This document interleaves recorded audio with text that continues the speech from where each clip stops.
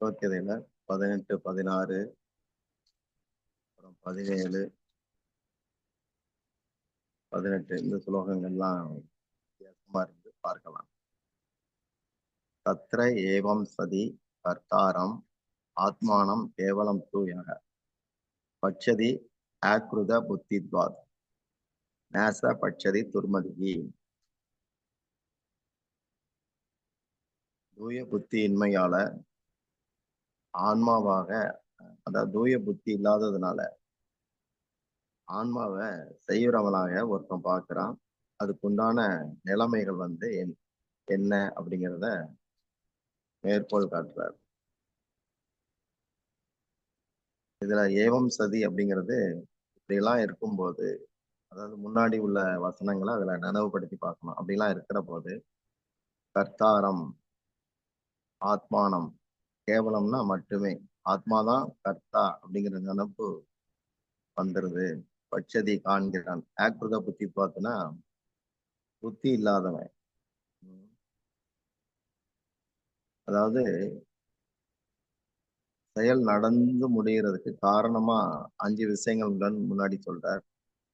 செயல் நடக்கிறதுக்கான இடம், அதாவது இந்த உடம்பு, அடுத்து செய்யறவன், அடுத்து செய்யக்கூடிய கருவிகள் புலன்கள், அதுக்கு அடுத்து செயல்னு ஒண்ணு, கடைசியில தெய்வம்னு ஒண்ணு. இப்படி 5 இருக்கு.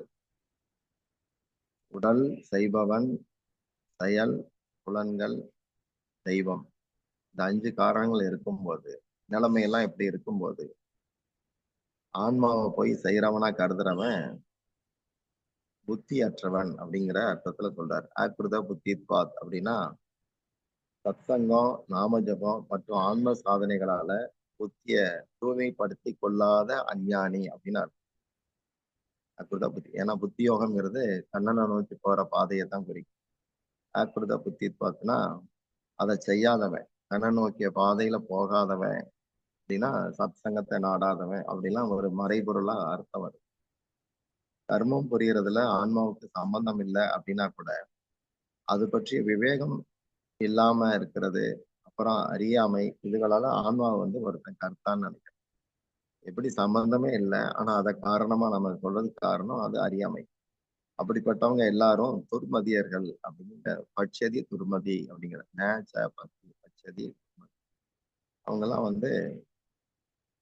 கெட்ட புத்திக்காரங்க, புத்தியை பயன்படுத்தாதவன் அப்படிங்கிறார். ஞானம் பெற விவேகம் தான் காரணம், புத்தி கிடையாது. அந்த விவேகம் வைராக்கியத்தோட இருந்தா தான் வரும். விவேகம் எப்பவுமே இருக்கும், உண்மையானது. விவேகத்தாலேயே அந்த கரணம், இந்த மனம், புத்தி, அகங்காரம் இதுக்கெல்லாம் தூய்மைப்படுது. மனுஷங்க செயலுக்கும் பொருளுக்கும் மதிப்பு ஜாஸ்தி கொடுக்கறதுனால விவேகத்தை மதிக்கிறது கிடையாது, பொருட்படுத்தல.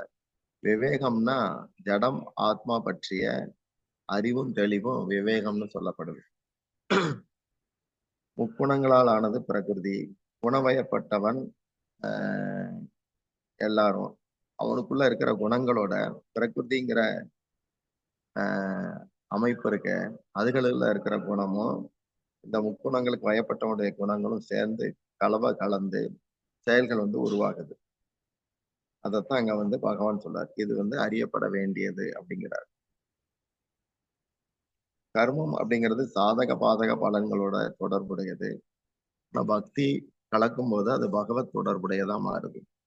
17வது பதம் எஸ்யன அகங்கிருதக பாவக புத்திகி அஸ்யன லிப்யதே தத்வா அபிச இமான் லோகான் ந ஹந்தி ந நிபத்தியதே.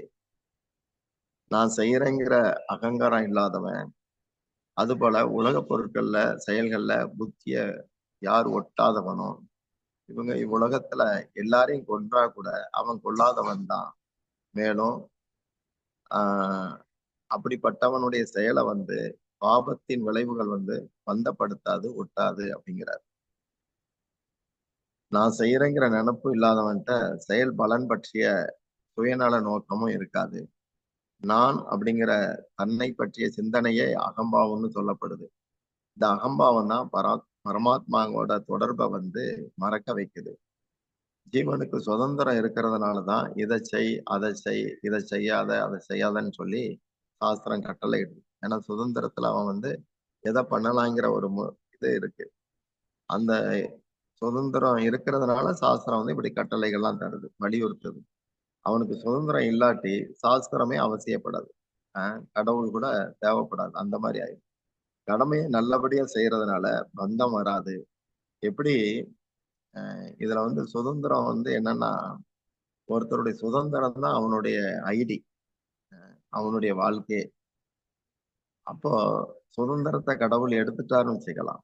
அப்ப சாஸ்திரம் தேவைப்படாது. அடுத்து அவன் ஏதோ ஒண்ணுக்கு வாழ்க்கைப்பட்டதாயிரும். இப்போ வந்து சுதந்திரம் கொடுத்தே அடிமையா இருக்கிறான். என்ன செய்யறது? அப்போ எப்படி எரிக்கிறது வந்து நெருப்புடைய தர்மம், அதோடைய சொந்த தர்மம், ஸ்வதர்மம். ஆனா எரிக்கிறதுனால அந்த நெருப்புக்கு ஒரு நன்மையும் கிடையாது, ஒரு தீமையும் கிடையாது. ஏன்னா எரிக்கிறது அதோடைய தர்மம். அப்ப யார் வந்து தன்னுடைய தர்மத்தை செயல்படுத்துறானோ அவனுக்கு வந்து அதுல நன்மையும் கிடையாது, தீமையும் கிடையாது. அது அவனுடைய தர்மம்னு போயிருது. அப்ப தர்மத்துடைய பங்கு என்ன அப்படின்னா, இந்த உலகத்துல உள்ள சுழற்சி, அதுல அது வந்து தர்மம் வந்து பங்கேற்கு, ஒரு பல் சக்கரம் மாதிரி.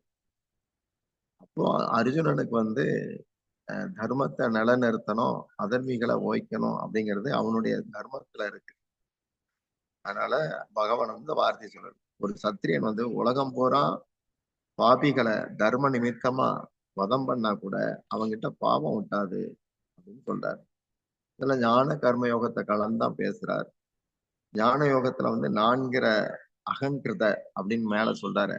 ந அகங்கிருத பாவ, அந்த பாவனை அடியறதுக்கு ஞான யோகம் உதவுது. கர்ம யோகத்துல என்னன்னா ஆஹ் ஆஹ் இந்த இது புத்தி வந்து ஒட்டாது. இந்த மாதிரி பகவான் இங்க கொடுக்கிறார். அடுத்து 18, அடுத்த பதம் ஞானம் ஞேயம் பரிஜாதா திரிவிதா கர்ம சேதனா சொல்றார். கரணம் கர்ம கர்த்தாதி திரிவிதக கர்ம சங்கிரக. சங்கிரகங்கிறது கலப்பாகிறது, செயல். அதாவது அறிவு, அறியப்படும் பொருள், அறிபவன். இந்த மூணும் கர்மத்தை வந்து தூண்டும். இதை நல்லா ஞாபகப்படுத்திக்கணும். அறிவு, அறியப்படும் பொருள், அறிபவன். இந்த மூணும் கர்மத்துல தூண்டும்.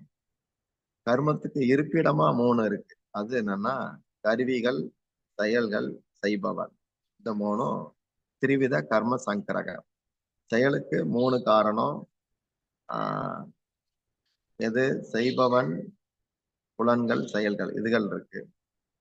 அடுத்து வந்து கர்மத்துல தூண்டுறதுக்கு மூணு காரணம். அறிவு, அறியப்படும் பொருள், அறிபவன். விளக்கம் வந்து கர்மத்தை தூண்டுறது அப்படின்னா ஒருவனுக்கு தாகம் ஏற்படுது. அது வந்து அறிவுல தெரியும். அப்போ அறிவுல தெரியும் போது அது அது தெரியறதுனாலதான் அவன் வந்து அப்போ அந்த அறிவை கொண்டுதான் தெரிய வருது. தாகம் எடுக்கு, பசிக்குது, உறக்கம் வருது. அதுக்கேற்ற மாதிரி ஒரு காரியத்தை அவன் செய்ய வேண்டி வருது. அப்போ முதல்ல செயலுக்கு தூண்டல் காரணம் இந்த அறிவை வந்து பகவான் இங்க சொல்றார். அறிவு ஒரு காரணமா சொல்றார். அடுத்து அறியப்படும் பொருள். தாகம் எடுத்தது, தண்ணி தான் தாகத்தை தீர்க்கும் அப்படிங்கிறது தெரியுது. இங்க தண்ணீர் வந்து அறியப்படும் பொருள். அடுத்து அறிபவன், கர்ம தூண்டுதல அறிபவன். நமக்குள்ள அறிபவன் ஒருத்தன் இருக்கிறான். இது அனைவருக்கும் தெரியும். அவன் தான் ஜீவன். இந்த மூணும் ஒன்னோட ஒண்ணு சேர்ந்தே இருக்கும். அதாவது அறிபவன் அப்படின்னாலே அங்க அறிவு இருக்கும், அறியப்பட வேண்டியதும் இருக்கும். இதெல்லாம் மறைமுகமா என்ன சொல்றாருன்னா, வேதம்னாலே அதுக்குள்ள இறைவன் இருக்கிறார். அவருடைய அத்தனையும் நம்ம புரிஞ்சுக்க வேண்டியிருக்கு. அவர் வந்து மறைஞ்சு இருக்கிறார். நீங்க இதோட அதை தொடர்படுத்தி பார்க்கலாம். அதனால ஞானத்தின் மூன்று அங்கமாக அறிவு, அறியப்படும் பொருள், அறிபவன், இந்த மூணும் இருக்கு. அதுபோல கர்மத்தின் மூணு அங்கமாக, அதாவது செயலுக்கு மூன்று அங்கமாக கருவிகள்ங்கிற புலன்கள், செயல்கள், செய்பவன், இந்த மூணு இருக்கு. கருவிகள் அப்படின்னா கண், காது, மூக்கு, நாக்கு, தோல் மற்றும் கை, கால், வாய், மலஜல உறுப்புகள், மனம், புத்தி, சித்தம், அகங்காரம், இதுகள் எல்லாமே புலன் கருவிகள் தான். அதனால கர்மத்திலையும் மூன்று அங்கமாக இங்க வந்து அதை சுருக்கி சொல்கிறார். கருவிகள், கர்மம், கர்த்தா, இந்த மூணு இருக்கு. ஒரு செயலை செய்ய புலன்கள் மட்டுமே காரணம் அப்படின்னு சொல்ல முடியாது. ஏன்னா புலன்களுக்கு சுதந்திரம் இல்லை. கர்த்தாவுக்கு கீழ்ப்படிந்து புலன்கள் வந்து செய்து. நான் விரும்பினபடி புலன்களை வந்து ஒருத்தன் பயன்படுத்தலாம். நான் விரும்பினபடி இந்த சென்ஸை வந்து ஒருத்தன் பயன்படுத்தலாம். அதனால நான் செய்பவன், நான் செய்யறேன் அப்படிங்கிற அகங்காரம் அங்க உறுதிப்படுது. எனவே கர்த்தாங்கிற பாவனை அங்க முக்கியமா இருக்கு.